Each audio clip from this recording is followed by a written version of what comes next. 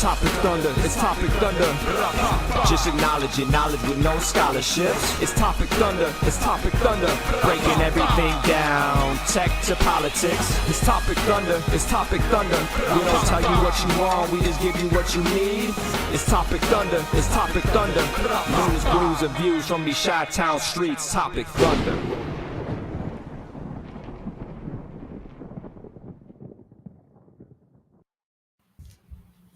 Good evening, ladies and gentlemen. Welcome back to the program known as Topic Thunder.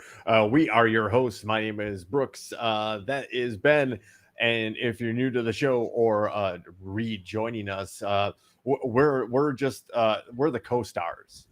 Really. We're the sidecar, if you will. We have a very defined role in this relationship, and it is support to the world's most dangerous chat zone. That's right over there. We call that the Thunderdome, ladies and gentlemen. Give that the old NWO. This is more Wolfpack stuff. Oh, wait, no, this way. Yeah. Right. That was more like Wolfpack. Welcome. To the program, ladies and gentlemen. A lot's happened, as it usually does, in the last week, and as best we can, we try to encapsulate it here on the show. First and foremost, happy solstice to everyone, and we're gonna crack a drink to celebrate the longest day of daylight on this side. The official beginning of summer, right? That's what this is for all intents and purposes. Yes, and we're gonna stay with that theme with this beer, ladies and gentlemen. It's a repeat because it was left over from last week too. Another Modelo, but honestly, this is a delicious fucking beer. Like I've had it before. I guess I don't know that my palate may have changed or anything but it never struck me as like this was never a beer back in the OBT days, right? No, and it was a more cultural beer. Us white folk didn't really drink Modelo when we were in our the peak partying days. That wasn't Corona wasn't even really a thing. No, I mean I had a Stroh's phase, just for everybody out there. Legit, yes. I had a Stroh's phase. Yeah. Natty Light, of course. I had. The Pabst thing lives on. That's actually a favorite beverage. That's a damn good beer. It's just a fine beer, exactly. But there was an old style. Yeah, there was a classic phase. But cheers to everybody on this day. Tecate, that's actually a good one too. I like Modelo because they always had the Especial and the Negro, which is like the darker. Like when you wanted a Miller, you had Miller or Miller Light, right? Right. Bud Light. But Modelo always had the Negro. So they had variety before it was cool to have variety. So again, Sol is pretty. Mexican beer in general seems to be something that most people like. And why not? It's the summer. It's both. Look, I grew up in this country. I have European roots, and we're in the countries that I'm traditionally from. Not really known for their culinary arts and daring flavors, right? The national vegetable of the two countries of my heritage, Ireland and Poland, is the potato. While very useful, it takes a lot of work, right? Yeah. But if you look at some place like Mexico, where it just the flora and the fauna, the temperature, the climate is just a breeding ground for ripe and flavorful variety of ingredients, herbs and vegetables, and so again, cheers to the solstice again. Just showing off a little bit here from work. Every day I put out a daily email with our huddle notes that we just talk about everything that happened. And I put a little thing in there about the summer solstice. I'm not going to park on this because we got plenty to talk to. Yeah. But in your spare time, ladies and gentlemen, go take a trip down the old wormholes of the internets and take a look at all of the ancient, uncivilized cultures that so accurately predicted the summer and winter solstice and the equinoxes, but specifically the solstices that they built temples and monuments across the globe. Yeah, not just one area of the world, across the world. Yes. We're talking Central America, South America, Africa, Southeast Asia, Malaysia, and we're finding out New Zealand, Southwest United States. Plenty more to come. Some of the other things that are going to come up once sea levels start to recede eventually. We're probably not going to be alive for that. That's a different show. That's not why you came here. So, ladies and gentlemen, What again, you did come here for, though. Oh, well, let me show you the creativity in this writing room since the writers went on strike. We call this segment Headlines. Bam. That was it. That was our agreement. We couldn't violate the WGA, the strike. So this segment's just called Headlines. Welcome to it. And you may have been hearing, ladies and gentlemen, about this tragic situation of a submersible with 5 people aboard that has been lost and is running short on oxygen. To be frank, I don't know how you've missed it. It seems to be everywhere you turn. It's really gone viral in the last 24 hours or so. Viral? It's gone global.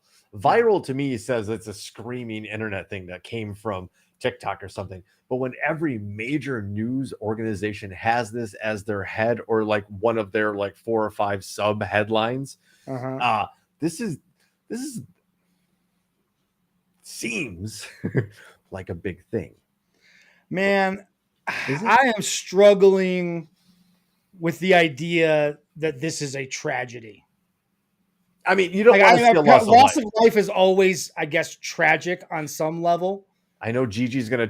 I know the rest of the Thunderdome. I know I'm stepping. I am fully prepared for the arrows that are sure to be slung at me. But hear me out. You voluntarily got into when I say DIY, I mean DIY submersible. It can't even be called a submarine because it doesn't meet the requirements to be called a submarine. And is literally controlled, Brooks. It's literally being controlled by a Logitech PlayStation controller that you can get at Walmart. Actually, because we're all in sync like that, and that's why we get along. Tipton Moscow actually sent us a video of one of the CEOs showing. So let's give. Okay, if for some reason you don't know about the story, a quick breakdown. Right. 5 rather privileged people and in a very expensive trip. It was $250,000 a head to go in a submersible vehicle to visit the wreck of the Titanic. Somewhere along the line, and it's not the first time this has happened, the mothership lost its communication with this submersible. And Ben is very correct saying that this is not a submarine. One of the things of a submarine is it does recycle air. This vehicle does not recycle air. It has an air supply, not the band. It did air supply of, I believe, 96 hours, right? At $250,000 a head, we're talking about one of the world's most expensive amusement rides, right? So also interesting, worth pointing out. Yes. To get down to the Titanic wreckage, it is 2 Grand Canyons deep. I want to stop you right there because am I getting ahead of myself? I have a video demonstration. It's actually the next link, and then we'll get to that video that Tipton sent in. I have a video demonstration of just how deep this submersible, and when I say that, I want to guarantee you that being in this vehicle with 4 other people is not comfortable. Yeah, there's a toilet. There is. It has music. We don't need the music. Do we? Do we? All right, fine. I think they put it on there for a reason. Does it make you feel better about the fact that it makes it feel worse? Yeah, to me, it makes you. It's making something feel soothing that is not soothing whatsoever. It just makes it more horrifying.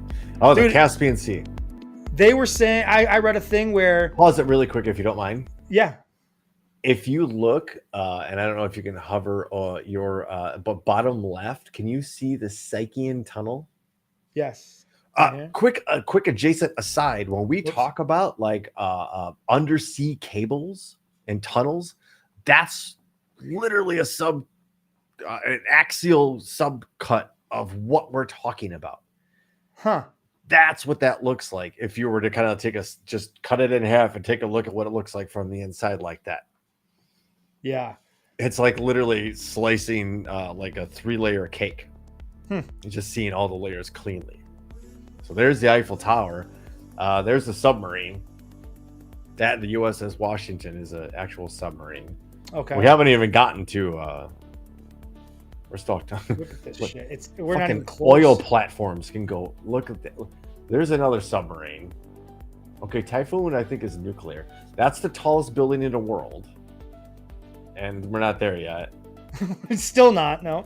Yeah, Still look at going. all those seas. The Arctic We're Ocean. halfway through the video, ladies and Oh, gentlemen. shit, Just the Black Sea. Look how deep the Mediterranean is. Saipan. Wow, look at that lake. The Labrador Sea. Ah, fond memories. Yes. The Caribbean, Norwegian Sea. the I don't Argentine remember Sea. anything. Coral. Look at that. Ugh, The Black Jesus. Sea. Oh, what is this? An oil platform drilling down. That's cool. Yeah, that probably doesn't do anything. The Red Sea, Timor Sea. There's something. We're not there yet. Just look at that. That just again for Holy perspective. shit, there Look it at perspective. That's the. That's I mean, come on. how deep that is. That's That is incredible. where those people decided to take a tiny little thing. That again, I think. Do you have that link, Ben? Did he send it to both of us, or did Yes, not I put it in do. here? Let me. I gotta go search for it real quick. But give me 2 seconds here, and I can surely find it. We have a video. The actual CEO of this company, who's in the vehicle right now, and Yeah. or Well, yeah. He's dead. He's definitely dead. there's a massive rescue effort for these people that involved U.S. Coast Guard, France, England, like an international effort to locate and possibly rescue these people. And it's an extraordinary rescue because there isn't a known mechanism to hoist this thing out of the water. That was never considered, among other things that were never considered. But here's a little I guess tour. Snippet. Yeah. I don't know if we're gonna watch all 5 minutes, but yeah, it'll give Let's you an take a idea. look at Titan. By the way, he talks. He sounds like Ben Shapiro when he talks, and I can't unhear it. So we're coming into the sub. This is the only toilet available on a deep diving submersible. Best seat in the house. You can look out the viewport. We put a privacy screen only in, turn up window. the music, Yes. and it's very popular. We have Otherwise it's our control screen here, our sonar Toilet. screen here. Okay, and we just can put regular any image we computers. want in Just- the back. just computers. Taking a completely new Look at this. approach to the sub design, and it's all run with this game controller and these touch screens. So if you want to go forward, you press forward. If you want to go back, you go back. Turn left, turn right, go down, go up. And it's Bluetooth, so I can hand it to anybody. And it's meant for a 16-year-old to throw it around, and super durable. We keep a couple of spares on board just in case.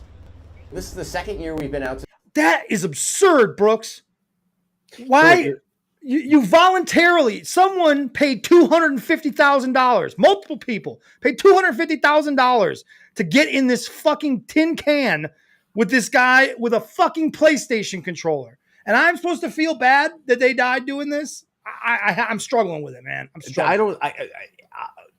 Yes, it's a horrible way to die. It's maybe the most awful way I can think of to die. We've already discussed we are both petrified of the ocean and what is down there. And I don't know that I can think of something worse. There. The only thing I can think of is that they actually probably ended up dying fairly quickly when the pressure just fucking crushed them and the can that they're in. According to the latest rescue efforts, and I don't know what the clock is, and the 96 hours that's quoted as the air quotient, I guess. If they all five, and there's one father's son, so there is one child aboard, right? If they practice like if you can get people calm and not breathing heavy or panic breathing, you might be able to stretch that out. Apparently, they are still hearing some like somebody's banging on the inside of the vessel. Really? Well, Okay, what that's you were interesting. supposed to do, because what is sonar at that point? It's a ping Uh-huh. of a noise, and Right. guess what they're looking. Apparently planes above from Canada. Some again international effort for 5 people. All this technology, the U.S. Navy is now sending out salvageable. This is unheard of, right? This has never been But done doesn't it seem weird that with all this technology, how they're what 900 miles or so off of the coast of Maine, if I understand, somewhere in that's where they lost contact with them, but they can't find them. Like the U.S. military, you mean that we don't have the technology to find this thing in the ocean?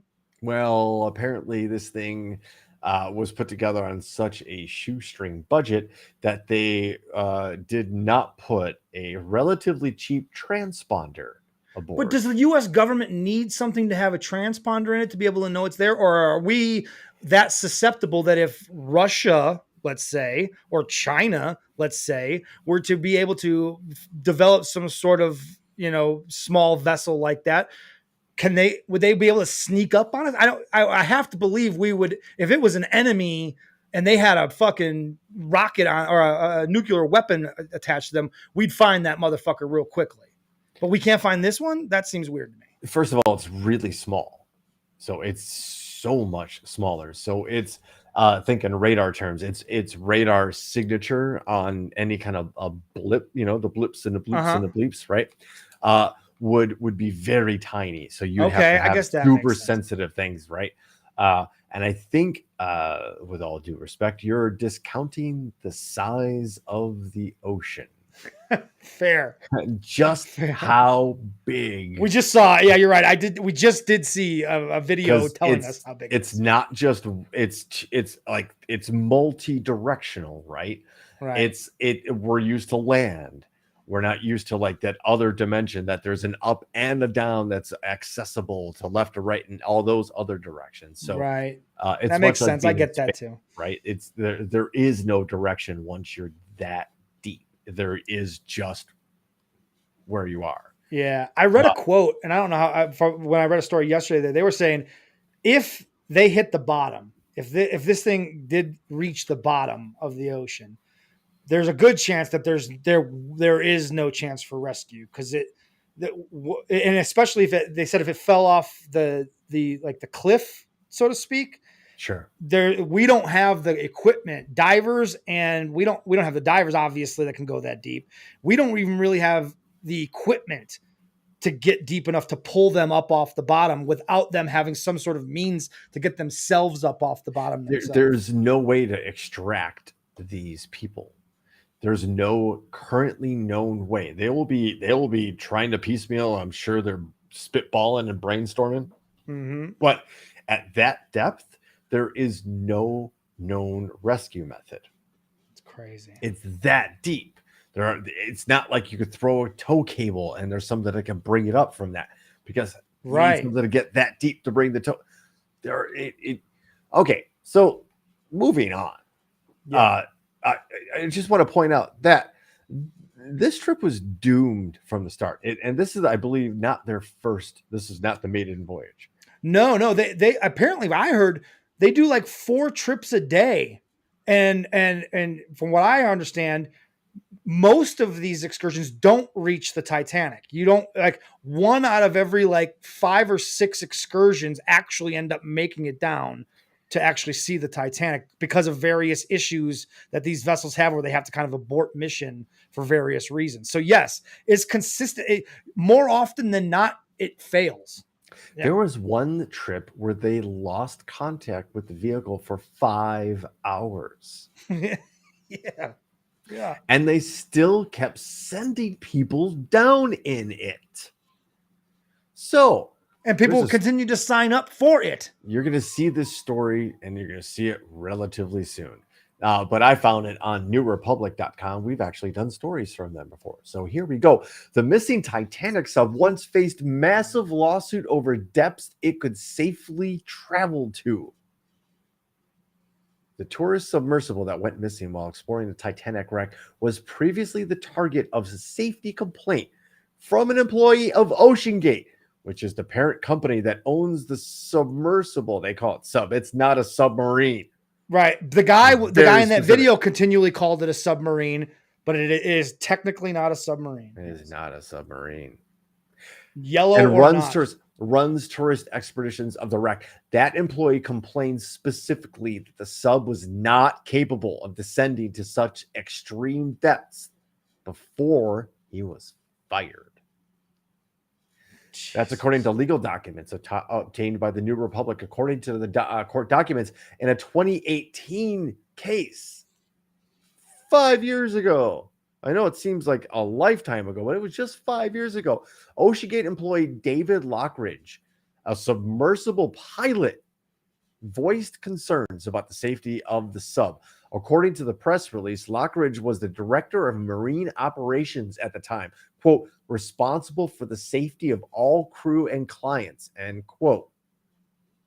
The concerns Lockridge voiced came to light as part of a breach of contract case related to Lockridge refusing to greenlight manned tests of early models of the submersible over safety concerns. Jesus.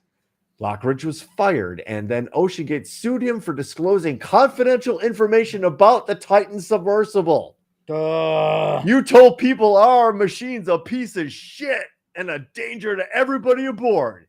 How dare you, sir? Jesus. In response, Lockridge filed compulsory counterclaim in which he claimed wrongful termination over being a whistleblower about the quality and safety of the submersible. And they go into some legal stuff about that. But people were already saying 5 years ago. Yeah, this guy's got a big I told you so to tell everybody. This company's in a lot of trouble. Because now this company is done. There's not going to be another fucking voyage. There's no way. Investors are done. Board of directors, everybody who knew about this 5 years ago, you went to court, so everybody knew about it. Yeah, right. Everybody of importance in the company, certainly. I'm talking top down. Maybe not the mail people and the EVS crew or that level of people knew about it, but maybe they read it in the newrepublic.com. But everybody at the C-list level, the C level, right? The C-suites, you knew about it. You knew about it because you probably got directions in case you were approached by reporters or media or attorneys about this. You knew about it. You were coached about it. You knew about this. And now the families of these 5 wealthy people, probably 4, because I don't know the CEO's family is going to sue him and his company for, but the other 4 people and their families, wealthy. We're talking about the two, the father son are like the 2 richest people in Pakistan, from what I understand. And then the other guy's a British going to war. Yeah. This not only is this company done, like the whole idea that of going down there and as a tourist attraction, going down to look at the Titanic, that whole idea is done. Like, we're not heading to a caste society as it is, where people with this much money don't know what to do with their wealth, that they're like, I'll just risk everything on a chance to see a wreck. Where if one thing goes wrong, I'm gonna totally fucked. There is no out if things go bad. There's no like, I'll get out and swim to the top. No, you're fucked completely. Well, I agree with you, Chris, and I appreciate everybody in the Thunderdome right now, especially because this is such an interesting topic and everybody's got kind of a different take on this. Sure. What's the end of the movie or the miniseries? What if everybody just... Well, they did make a movie about the Titanic. So everybody just slowly falls asleep. Is that what... I guess that would be how it goes, right? Because eventually... it would be basically like carbon dioxide poisoning, that you would just kind of start to not have enough oxygen. You start to get a little bit tired. It's not like a... because you're not gasping. That's a complete lack of ability to breathe, but like anything in the air to breathe. That would be like what would happen if you're in a vacuum. Like Arnold Schwarzenegger, Total Recall, when he got onto Mars. Eyes explode. Yeah. There's nothing to breathe. Your lungs are the muscles in your diaphragms. Like there's nothing you can do about it. It's hardwired to like draw in. Like so. I think I'm not an expert on this. Maybe we get Jack Kevorkian on the line. It would be impossible not to panic. It would. There's just no way. I can't imagine someone having the mental fortitude to just take it like a man, so to speak, for lack of a better way. Everybody, we're just gonna sit in a yoga pose, and we're just gonna fucking let this happen. Yeah, we're gonna meditate. But what else are you gonna do? If it meant extending your life with just the glimmer of hope that right, yeah. And the only movement that you just basically have like hammer watch. Somebody's banging that shitty PlayStation controller against the wall. You said it would work. You said it would work. Is this what we got them for? You fuck. And do you think at any point those guys turned to the guy in the video that's on the ship and were like, "You motherfucker, what did you do to us? I mean, what did you get us into?" Like at some point they had to look at him with like "You fucking asshole." There's no saying that Lord of the Flies didn't happen in the most control of control groups ever. Right, they just fucking slowly you're not going to use our fucking oxygen, fucking asshole. Yeah, that's what I would do. I can't say I wouldn't in that situation. One less person breathing. Guess who gets to be that guy? Here's the catch-22 then, Ben. The CEO, the guy you want to choke, is also the only pilot of the vehicle. It's a fucking PlayStation remote, bro. I played enough PlayStation. I can get us to the top. This actually took a turn I didn't expect it. So kudos to the survival instincts of the Thunderdome for bringing this out. I mean, I guess next week we're gonna have a resolution about this one way or the other. Yeah, one way or another, we will have an answer for you. What happens next week? We'll stay tuned. Stay tuned. To be continued. But Ben, in the meantime, what you're not and haven't heard about, unless you like the internet and you're all about international news, are the 500 people who died in a Greek migrant boat disaster. People trying to escape some terrible situations from Africa and overcrowded a boat in the Mediterranean, and 500 people drowned to death. Now that's a tragedy. But let's worry about 5 people and mobilize multiple military assets for multiple countries. Yeah, right. Why are we not mobilizing everybody to get these 500 people? We didn't pay $250,000 to be $250,000 Where was the response here? Yeah, where's the solution question to this problem? This is not the only time a story like this has come across the news desk here at Topic Thunder. But look at 500 people. This is the boat itself before it capsized. This is the boat itself. People are hanging on to crowd at every single square inch to an unhealthy degree. They had no choice when this thing went over. And you're in the Mediterranean. The seas we are just choppy. saw how deep that bitch is. We saw how deep it is. And, again, we're not in our element. I don't want to hear anybody bitching about, well, they shouldn't have been trying to, they should have. Fuck that. They were willing to risk their lives. They were running from something for a reason. Yeah. That was already risking their lives. There weren't billionaires and privileged people that were thrill-seeking and trying to reach a depth to look at a shipwreck.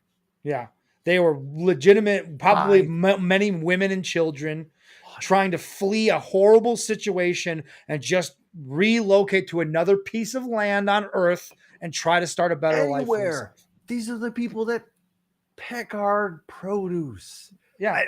Truth. Let's straight truth. Well, we could get into that. That's another rabbit hole. Plant and pick all the jobs that Americans think that they're too good for in this country. Ask Florida farmers how it's working out for them. Florida's about that. That's going to be real interesting. The reverb from the all backlash, of that. Yes, how that plays effect, out. if you will. How that all plays out. Again, but yeah, we're off just course. The allocation of resources on this one situation compared to another? Where is the value of life? Where is the value in the good of the many outweighs the good of the few or the none? Yeah. Don't tell me that countries around the Mediterranean couldn't scramble military assets. It's closer than where this submersible went down. I just belched. Yay. Cool. Held it in because I'm a pro. But where is the balance? That's all I ask. And you haven't heard this story. There'll be people are like, well, wow. This story should 100% be flipped. And I don't know that there's anybody that when presented with which of these two stories is more important? I think almost across the board. If you were at the mall, right? You know how they do those polls at the mall. Can I ask you a few questions, sir? Oh, yeah. They come up with you with a clipboard and they show you two pictures. And they show you, all right, which of these stories is more important? They just put the headlines in front of you. Which one's more important? Almost everybody would say the 500 people trying to flee for a better life over the 5 billionaires. Until you showed pictures of the 500 people. Right. And oh, that's their skin color? Oh, shit. No. Fuck. No, wait a minute. Ben, actually, the next story that starts with the name Mark Cuban. I didn't realize I had to have a subscription to. Well, the headline will just kick us off. Do you want to? Yes, you do. Okay, all right. Oh, so I got a can of worms, ladies and gentlemen. And if you haven't been paying attention, this is the other big story on social media these days. Yes. The absurd levels that Twitter has reached. We are now in the era of the debate me bro people, where influencers, podcasters, random jerks online are demanding recognized experts in their field to debate them on the validity of the science that they have worked tirelessly to prove, and in this specific case, give away for free. Yeah. So to give you guys a little, if you're not familiar with what's happened, Robert F. Kennedy Jr. recently was on the Joe Rogan podcast. We're going to get to know him pretty well, I think, next week, Ben. Good. I've got that guy is interesting. We've talked about this privately. There's something under the surface with that guy. Something is very fishy with that guy. But he was on the Joe Rogan experience and was going off about vaccines and vaccine safety and the response to COVID, was saying a lot of outlandish things about Wi-Fi. Unprovable and false things. Many unprovable. And the biggest thing is unprovable. Yes. And even admitting on the slight pushback. That one clip where Joe was like, well, what about this? And he was like, that's out of my experience. He asked him about Wi-Fi because Robert F. Kennedy says something wild like Wi-Fi opens up the blood vessels or some sort of shit. It does something to your blood to allow disease to attack you easier, right? And he was like, well, how does it do that? And he's like, well, that's out of my expertise. Even Rogan was like, huh? And let's remember what Rogan's being paid to do here, right? Even he was like, huh? He didn't roll with the punch. And then Kennedy, just keeps moving on, right? That was maybe the one time, it, bro. Yeah. Unfortunately, that's about like one of the very few times that Rogan pushed back at all. And that is where the problem lies, right? Because this guy that Rogan calls out for this debate, this doctor, there's a Vice story that came out immediately after the podcast, basically blasting Joe Rogan for not pushing back, not making Robert F. Kennedy prove anything that he was saying, was just accepting it and kind of saying, oh yeah, almost saying, oh yeah, that makes sense. And kind of just allowing the platform with no pushback whatsoever. Right. And this is something that Joe Rogan is 100% guilty of. Oh, he's guilty of doing it. And I pointed this out on my social media. We talk about Graham Hancock here. He's guilty of being biased when interviewing Graham Hancock because there are some things that you could push back on with Graham Hancock that he doesn't. I tend to agree with him not pushing back because I think Graham Hancock's evidence is rather compelling. Robert F. Kennedy's a different situation. He's saying these crazy things, these dangerously crazy things about health and science without having any sort of medical background or having spent any real time studying. He's just regurgitating things that he has heard from these fringe Twitter accounts and these fringe doctors that are, we're pushing ivermectin and hydrochloroquine and all those things.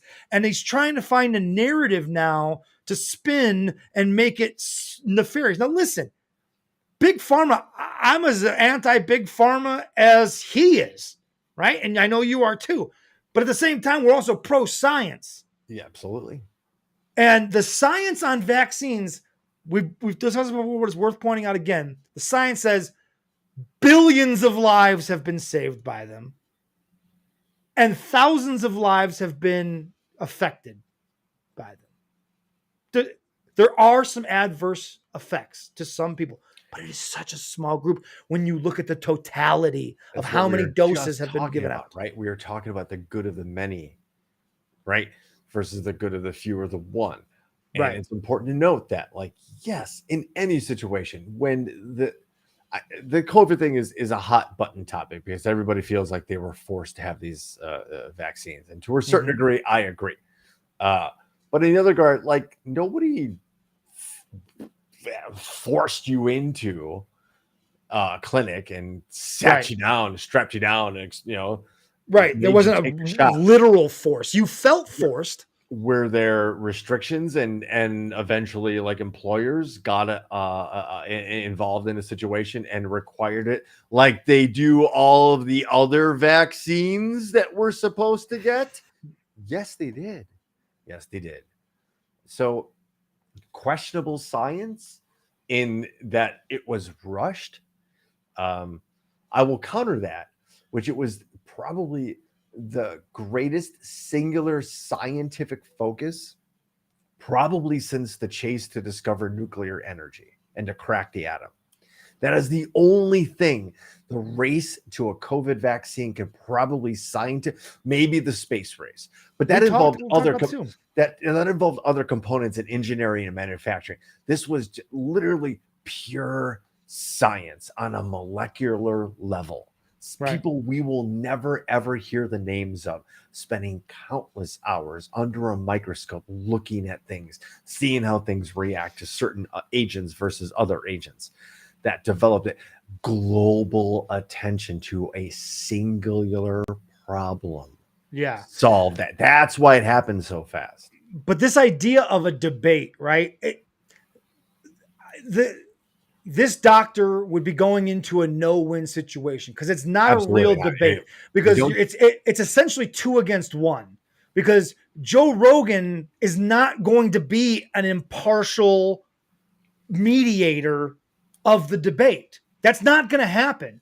I've been involved in these situations in past lives where it's a debate over a topic, but the person that's the moderator agrees more with one side. It ends up being a 2-on-1, and it ends up being like you're constantly on the defensive and can't get your point across because you're constantly trying to fend off these 2 people that are disagreeing with you. It's an impossible situation. Well, let me put it like this then. I'm an X-ray tech. I went to school. I took an exam. I have a certificate. I have a license. I would never debate X-ray anything. I consider myself a subject matter expert. I would never debate anyone on X-rays that didn't hold my qualifications. Ben, would you have a debate about sales tactics with somebody who's only ever bought something? Yeah, no. Yeah, no. Of course not. Would a teacher have a debate about teaching strategy, ethics, and content? Subject matter, anything, yeah. Who has never taught?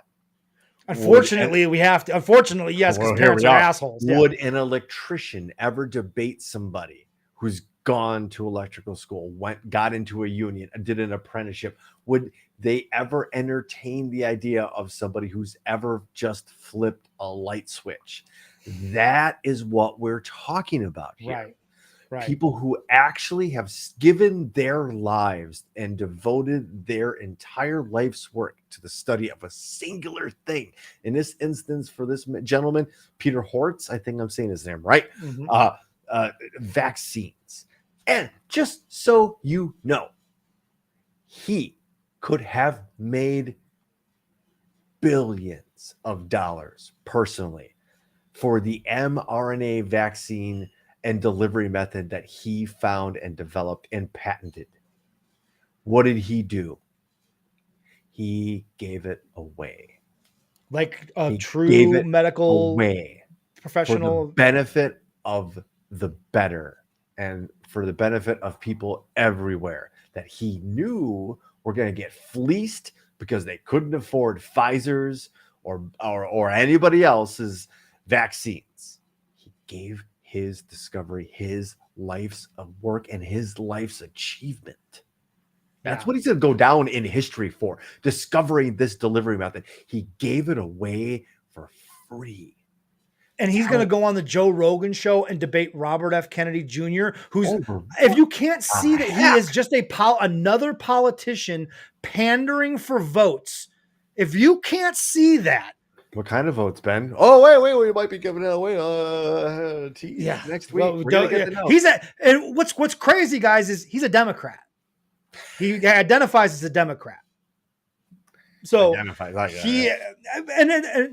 get me wrong. There are some points that he makes that are worth discussing a little bit more. When he brings up who the heads of these various government departments are and what their ties are to defense contractors and big pharma, we've discussed those things, and we were on the same page with him on those. Low-hanging fruit, though. Exactly. That's easy. Low-hanging fruit. That is just enough to get pandering. Again, it's pandering to that middle group, right? That isn't really liberal, isn't really conservative, but they've got some of these outlandish views on the anti-vax crowd has grown much, much larger since COVID, obviously. I mean, I think if you were to have, I don't know if there's data on it, but if you'd have polled people before COVID, how many of them would have been anti-vaccine? I think the amount of people that changed their opinion on vaccines during COVID because of the propaganda that was being put out against it, just like there was also propaganda being put out for it, but the propaganda for it is because, again, it saves billions of lives. And we're trying to hit it right. Like like Ben, you were leading exactly to this. Like the way he's laying out these it's bait. Yeah, and his opinions on Ukraine and wanting to get out of, like, I tend to agree with his idea of not being in foreign wars. Right, that's something I agree with. I'm passionate about, but he takes it to another weird level where I don't know that I necessarily agree with him. Well, first of all, we're not involved directly in a foreign war. We are basically giving all of our old military shit to a central defense. Yes. And we don't he was bringing up the point, and I brought it up here before too. His thing was something that I also had heard from another guest on Joe Rogan, was this whole NATO thing. Like, that's his angle, is that Biden and the U.S. government is at fault for pushing NATO in the Ukraine when they knew that was something that Vladimir Putin absolutely was against, and that he puts the blame on Biden and the U.S. government for basically starting this war and instigating this war. It's a complete falsehood, which we've discussed here at great detail ad nauseum, and given you plenty of evidence to back up, and that narrative is not accurate. It's a piece, but it is not the crux. It on the surface, if you just heard it, it's such a nuanced thing, and it's not sometimes a nuanced thing. It's actually what RFK Jr. Is kind of parodying a little the Moscow Kremlin line, to be honest with you, in that regard. Yeah, I agree. And he's listening to the Russian propaganda. Yeah, absolutely. So again, we're gonna get to know. Can I call him Bobby? Yeah, I'm just glad Mark Cuban was the voice of reason on Twitter and was willing to jump in there and and because Elon Musk jumped in too, and try those two really tried to use their social media presence to put pressure on this doctor and attack him and try to discredit him. He had and say Rogan because he wouldn't enter this debate that he is somehow a shill for big pharma, when what you just explained, that he gave away his technology and didn't monetize it, shows you that he is basically the direct opposite of big pharma. Big pharma was pissed at this guy. Absolutely. He undercut them. He undercut their fucking. He developed, for all intents and purposes, I said the great value version, the easier, the more accessible, the cheaper version of Pepsi and Coke. Pepsi and Coke are expensive. Here's RC for the world. Yes, exactly. I created RC and I'm not charging anybody for it. RC for the world. Royal Crown Cola. Big Soda would hate him. So Big Pharma hates him. So the idea that because that he is in any way a Big Pharma shill is nonsensical. It's so this isn't a debate, and I'm glad that this guy stood his ground. You know, he told Rogan offered him $100,000 to come on the show, and he said he cleverly responded like, "You give that to your buddies to come down for a hunting weekend and hang out at your place in Austin." He's like, "What I want is like, I think he said something like $5 million or some shit donated to vaccine research for him to come on." And of course, Rogan then, "Oh, see what you did there? You all about money, bro. It's all about money. And see, you're just a shill." Wait, you just offered the dude money to come on. So what? Again, so Rogan, there you go. I'm almost embarrassed and ashamed that I I was a religious Rogan listener. I think you were too, big fan. You can pinpoint, man, middle of COVID, the beginning of COVID, I can point to you. There's an episode he does with comedian Michael Cho. Michael Cho was seriously ill with COVID in the early days of COVID, where he was hospitalized and thought he was going to die. He was on a ventilator. It was one of those stories, and he had come out of it and recovered enough to the point that he was on the show. And you go back and listen to that episode. Joe Rogan is the polar opposite of what he would becoming. He was taking COVID very seriously. He was listening to this firsthand account and going, "Holy shit, this is pretty serious." And then all of a sudden, the Twitter started putting out these. He was on Spotify stories. At this point, right? Michael, yes, I believe by that point he was. Yes. All right, so that's problematic in and of itself because there's an agenda with the big name profile people that Spotify signs. But yes, we'll carry on. Right. So, but you could pick, and then the weeks after that, there was some pushback and some things starting to come out. Where the other side, the anti-vax side, started rearing its head, and he just fully went left. He got a number of guests in a row to come in and keep spitting the same narrative at him. But what he never did was find this doctor and bring him on one-on-one. There were people that would have come on in those early days, especially to set the record straight and make sure, because he does have a large audience. Dude, he probably, in the beginning, to be honest with you, before it got super politicized, I don't know who was in office and who would have politicized the pandemic. I don't know. In the early days, he probably could have gotten Fauci.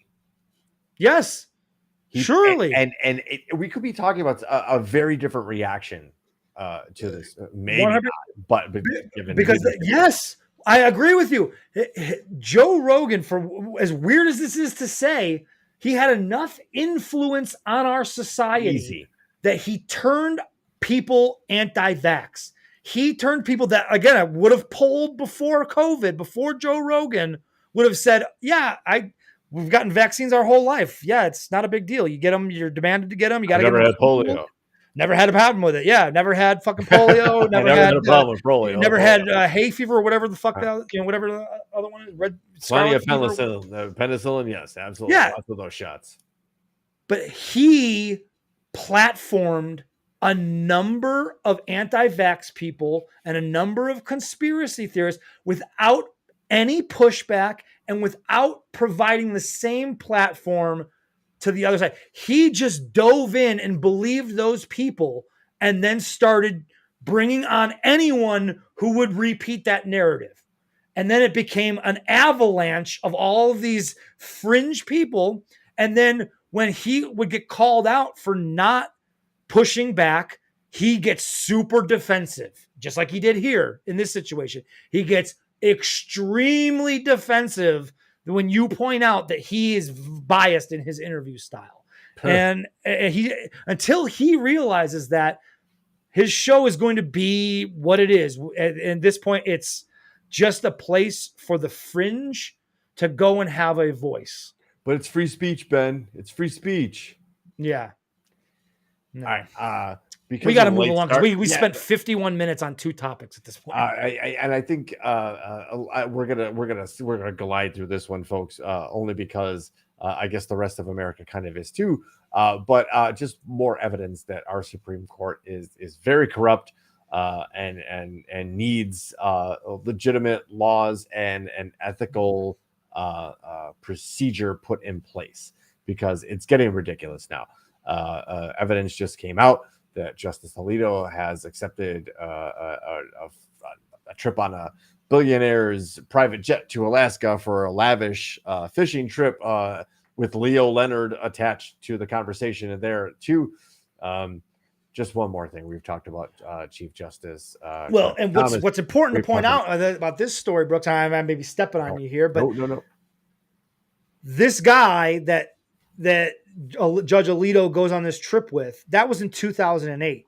Since that point, the Supreme Court has heard, I believe it's 10 cases involving that man's businesses and cases that were brought that involved that man. And every single time, Judge Alito broke in his favor.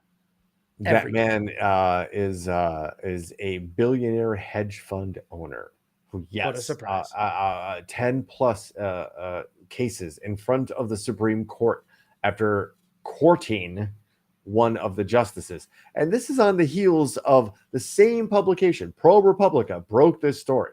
Don't be fooled by the Washington Post op-ed, or I think it was Wall Street Journal, one of the op-eds that apparently Alito wrote the night before ProPublica was supposed to go to press with this, after sending Alito questions that he never responded to.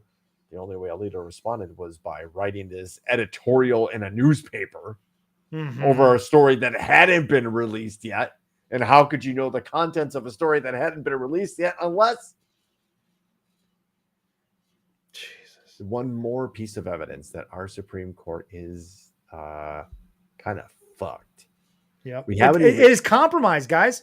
Make no mistake. The Supreme Court is compromised by conservatives. This makes sense. By hardcore conservatives. If Alito already has connections with a major newspaper that he can just on a whim write an op-ed and get it published before a story's published against him. We talked months ago about the leak about the Roe v. Wade decision and how that allegedly influenced some other justices on the court because of the leak and influenced them in favor of striking down those protections. Who would have ever made such a leak? Remember, it was rumored to come from Alito's office. Indeed. We've talked about Clarence Thomas. This is Alito. We mentioned in his confirmation hearings the allegations of Brett Kavanaugh's sudden debt payments, like hundreds of thousands of dollars in credit card and mortgage debt wiped away just 6 months before his confirmation hearings.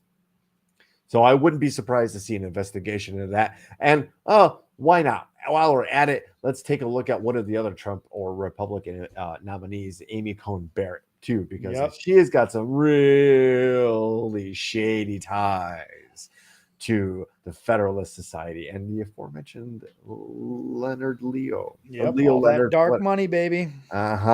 So Ben, I think at this point, I actually want to jump to this one story. This was actually sent in another story. We've got a burgeoning reporter on our hands in Dad F. Brooks.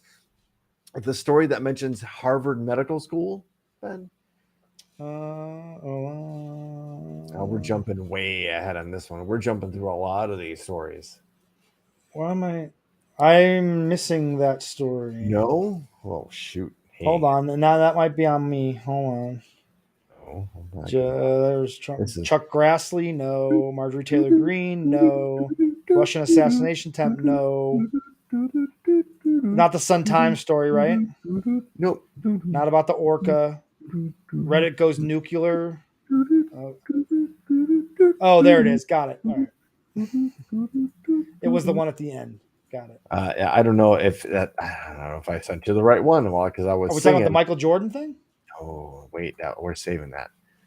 Here it is. Manager of Harvard Medical School. There we go. You reach the headlines, ladies and gentlemen, as Ben calls this story up, sent in to us by Dad F. Brooks, mild-mannered reporter.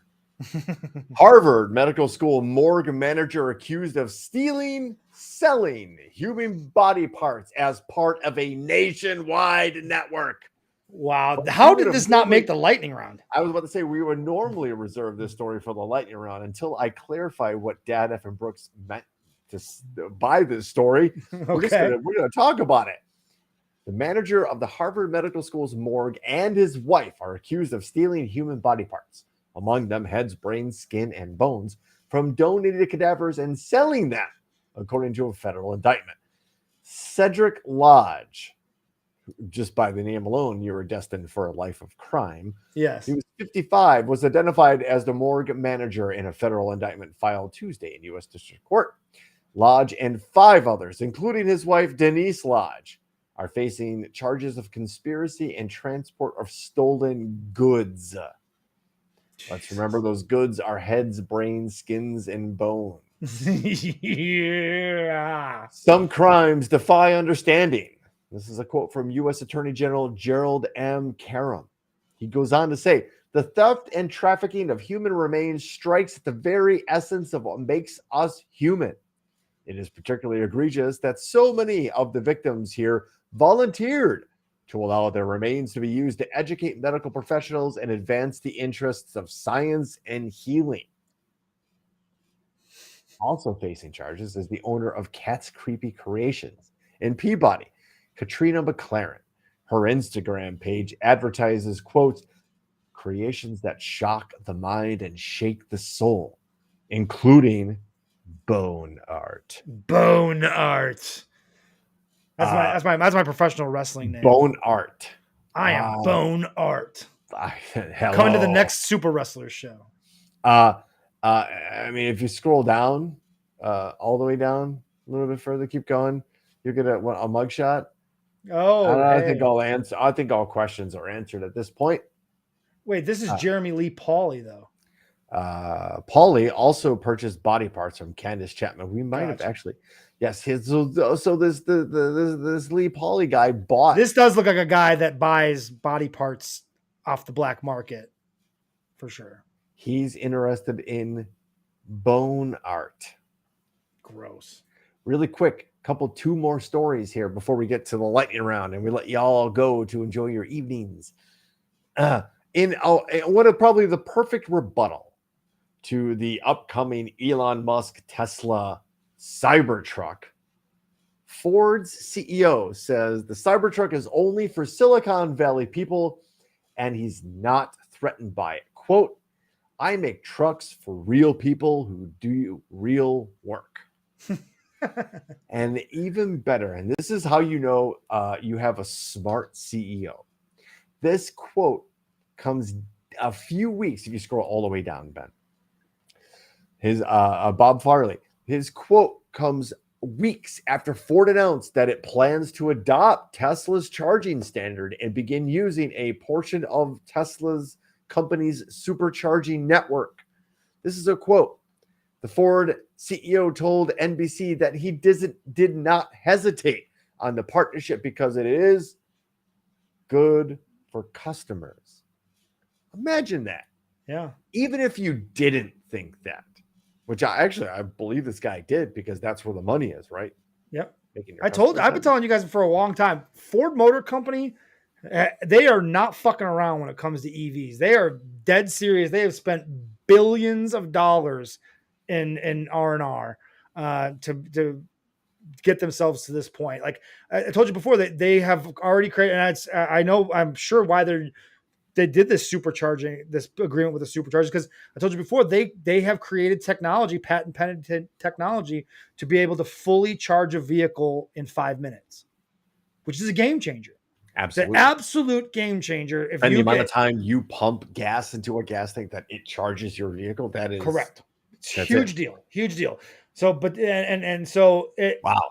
Ford is very serious about EVs, and so yeah, they're not worried about Tesla because they're confident Ford in their own product. They're like, bring it on. In the like, bring it on. industry. Yeah. Yeah. The article goes on to cite like design issues, like if you saw and we're not gonna, I don't want to show the Cybertruck is goofy looking.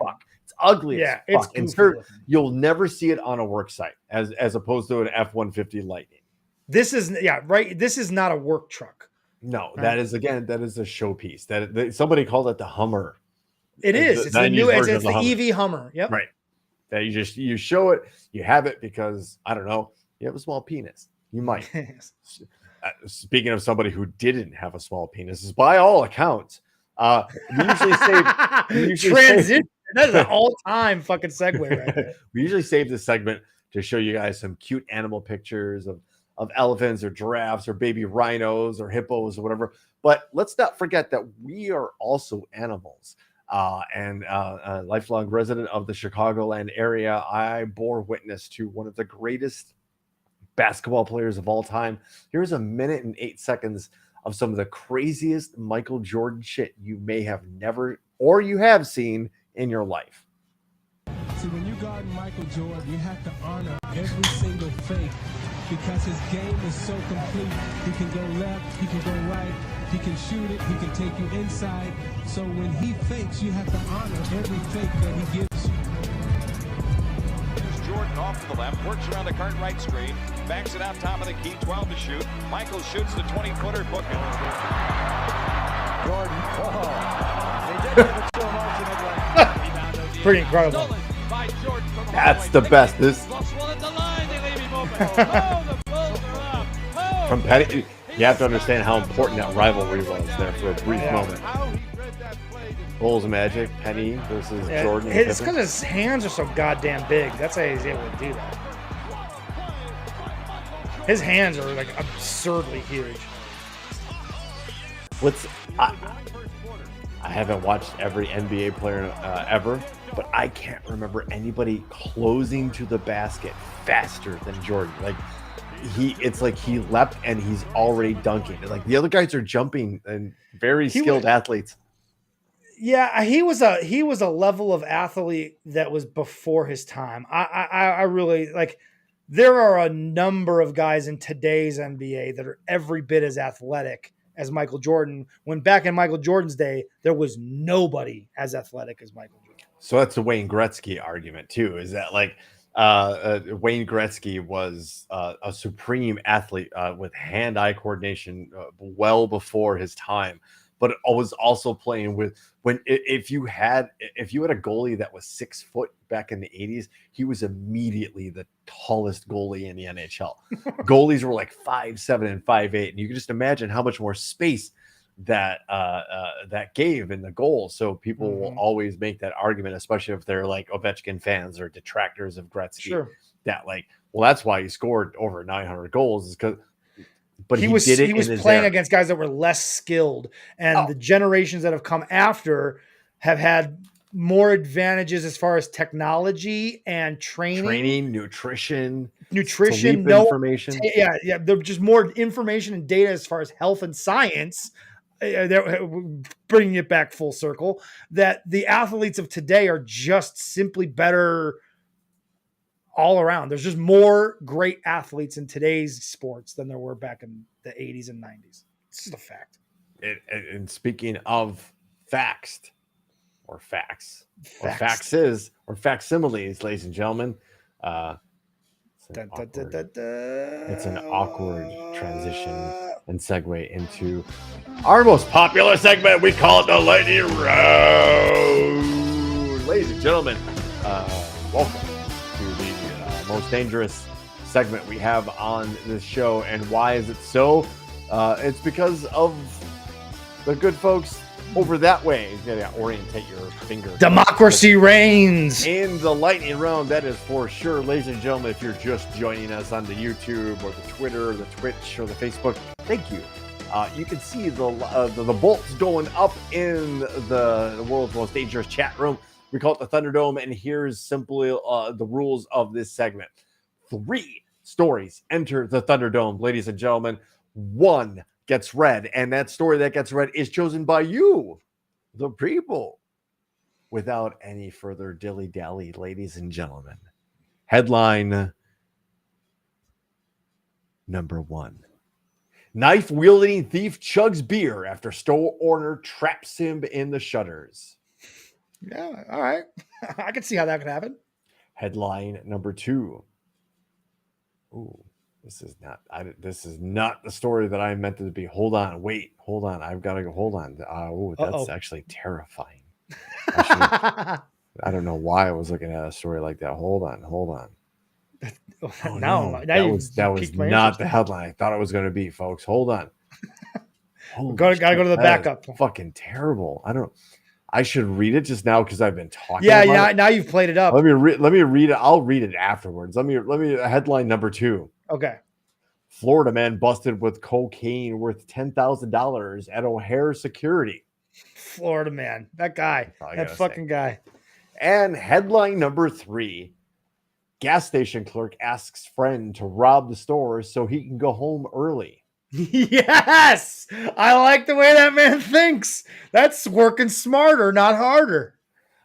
So I know that was super awkward, and we're definitely gonna need a repeat on those. Maybe 2. So let's try this again with a big reset and a goose for Bob. Big breath in. Here we go, Brooks. You can do it. Headline number 1. Knife-wielding thief chugs a beer after the store owner traps him in the shutters. Headline number 2. Florida man busted with cocaine worth $10,000 at O'Hare security checkpoint. Headline number 3. I see where this is going already. Gas station clerk asks friend to rob the store so he can go home early. Police. Yeah, I think that's our winner. We got 2 early votes for number 3. There we go. 3's my guy Dave, one of my coworkers joining it, and he's on the vote. Right on, yeah. Dave. Thank you. Here Here we go.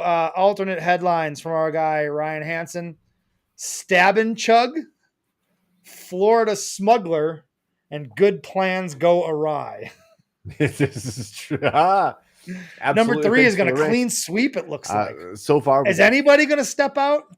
We have 5 votes in for story number 3. I know there are more people out there in the world's most dangerous chat zone, so maybe you're figuring it out and like it's spinning in your head. Let's just quickly remind you that I agree. Having worked at a gas station and worked in retail too, I totally would have allowed someone to rob the store so I could leave early. 100%. Well, I hope that story wins because I hope you learn the consequences of this man's actions. Because you could literally just call in sick. True. You can just go home. You don't have to have someone rob the store. Why would you just be like, leave? You know what? I'm done. Just lock up and leave. I'm done. This sucks. You were. I'm not even supposed to be here today. Yeah. Hey, Jim. Hey, what? What are you doing? Nothing. There's no work to do. No, there's no work to do. Well, pretend like you're working. You pretend like I'm working. We're getting paid more. Bill Hicks, but as problematic as that. I think it's a clean sweep, Brooks. 3 is going to win. Sweet gig at JW. Don't you know it? I had the best suits that 1993 could ever make. Ladies and gentlemen, you've spoken, and I will now speak. Headline number 3 is your winner. Gas station clerk asks friend to rob the store so he can go home early. This is thanks to our friends at live5news.com. Where does this from? take place? Is from Ryan Hansen's Tulsa, right. Oklahoma. Hello. Not Florida, as you would have guessed. Yes. Yeah, it's an honorary Florida. I would have said Oklahoma. Florida or Texas for sure. But. Don't discount Ohio. It's the new Oh yeah, Florida. Oklahoma's like the redheaded stepchild of Texas. It's an honorary Florida, Texas, Ohio kind of deal, right? Yeah. They get a second place ribbon. Tulsa, All right. Oklahoma. Hello. A gas station employee in Tulsa is accused of asking a friend to find someone to rob the store so he can go home early. According to the Tulsa Police Department, the investigation began when the employee, Isaiah Jones, was reported that a man walked into the store on June 5, handed him a note that read, "Give me all of your money or I will shoot you." Pretty straightforward. Jones complied, and the suspect left with the cash. Investigators later identified Stephen Jones, no relation, as the suspect and arrested him on June 8th. However, police said there was more to the story than what appeared. Stephen Jones confessed to the robbery, but he said his friend Ilea Locke set up the crime because Isaiah Jones, the store clerk, asked her if someone could rob the store so he could leave early. They totally just snarked on him. Freaking web. And hold on, you know what, Ben? I kind of have to send you this link. Here. Oh, because there's mugshots, I'm sure, right? Oh, there's mugshots. Of course there is. There's mugshots. Yes. They're good What ones, do too. these winners look like? I guarantee they look like they. Oh, okay. That's not. I would have said meth heads, but all right, maybe not. Police then arrested Isaiah Jones, store clerk, on Wednesday, who admitted to asking Locke to find some. That's Isaiah Jones, store clerk. No relation. No kidding, by the way. Ilea Locke and Isaiah Jones and Stephen Jones, no relation. see, they make a big deal when a black man is a criminal, but not when they die in the Mediterranean by the scores, but when 5 white people are suffocating to death under 13,000 feet of water. It's all a big frenzy in the media. Welcome to that. In a nutshell, that was the short definition of Topic Thunder. To be honest with you, but that was the lightning round for this solstice, June 21st of 2023. We of course are super grateful to everybody who joined in. I hope everybody has a good evening. At 7 or so p.m. Central Standard Time. So, barring any kind of catastrophic situations, we attempt to bring you the news week to week.